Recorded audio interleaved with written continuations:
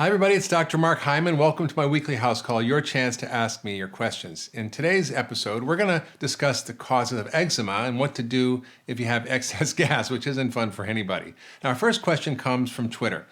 It's from Corey, and she says, can you tell me the causes of eczema that's only showing on my inside of my elbows and back of thighs? Well, eczema is eczema, so wherever it is, it matters. So eczema is a terrible condition. It's itchy, it's uncomfortable, it's unsightly, and it's even embarrassing. So we have to look at the cause of eczema, because you can't just slather lotions and potions and creams on it and take steroids, which actually get absorbed and are harmful. You have to look at what's happening inside the body and how to fix what's going on the outside. Most of the outside conditions of the skin are actually caused by something going on inside, and slathering stuff all over it doesn't really help. So there are a number of causes. One is gut problems. In fact, they're all really related to the gut. It's a leaky gut, which means proteins from food and bacteria that are abnormal cause damage to the gut, particularly gluten, and that leads to the breakdown in the barrier between you and your immune system and what's in the gut, which is foods and proteins and bad bugs, and all that leaks in, and your immune system is right there. It starts to create inflammation. The biggest drivers are really food sensitivities, gluten and dairy. And imbalances also in the gut. One of them is yeast. Yeast is a big common factor that drives a problem with eczema. A diet that's not good in omega-3 fats, a diet that contains gluten if you're sensitive, a diet that creates imbalances in the gut flora, and all those things, even heavy metals and other toxins, can disrupt the immune system, leading to eczema. So really the first place I start is the gut. Get rid of the bad foods, fix the gut, get rid of the bad bugs in there. And the best way to do that is do an elimination diet. It's the first thing to try. And people can get better within days. And basically you take out the bad stuff, you put in the good stuff. And the 10-day detox diet that I created is probably the best way for you to get an immediate sense of, is this something that's just related to what you're eating in your gut flora, or is it something else? Now, I had a patient once who had eczema all over her body. She was on tons of medications and antihistamines and steroids, and it was pretty much a mess. It turned out she had terrible yeast overgrowth. We gave her an antifungal, and she did much better. And we found out she had mercury, which can cause yeast overgrowth. So it was perpetuating, and we got rid of the mercury. We got rid of her fungus and helped her gut heal. It was amazing. I saw her for many, many years, and after the first treatment, she basically just resolved and never had anything again, and she lost like 25 pounds in the process. So it's very powerful when you use functional medicine. Skin issues are really a problem for many people, and whether it's acne or eczema or psoriasis, all these can be addressed. And I think that no matter who you are, doing this approach can have a big impact. So I encourage you to focus on getting your health straight and focus on getting your gut straight, and you can actually overcome eczema pretty easy. It's one of the easiest things to fix. So thanks, Corey. Thanks for helping us learn more about eczema and getting more strategy to heal. I'm going to link to a blog I wrote about eczema in 2015, and you can learn more there. So the next question comes from a reader who left a voicemail, but not her name. You can wonder why. Let's listen. She says, Hi, Dr. Hyman. I have a problem with excessive gas, and I sure would like to know how you can get rid of it.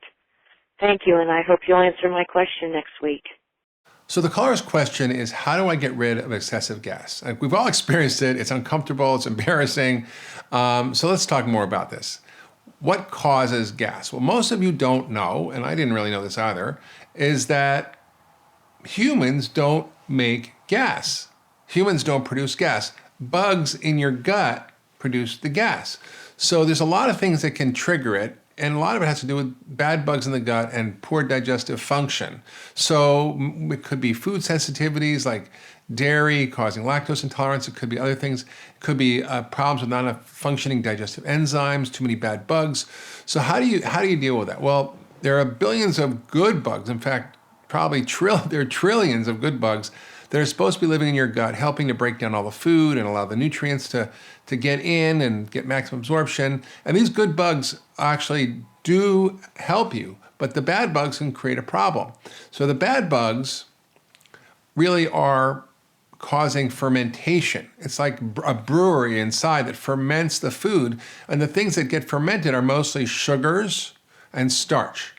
Protein a little bit, but sugars and starch, actually, they drive trouble with your gut flora. That results in all kinds of yeast issues, bacterial overgrowth in the small intestine, and that creates this fermentation. So if you feel bloated after you eat, if you don't feel like you digest your food, you really have to get on this. And you probably should follow some of the guidelines that I put out in some of my blogs on how to fix your gut, and also the 10-day detox diet can be very helpful. But if you're not getting better, you probably need to see a practitioner and get help with getting rid of the bad bugs, putting in the good bugs, helping you with digestive enzymes.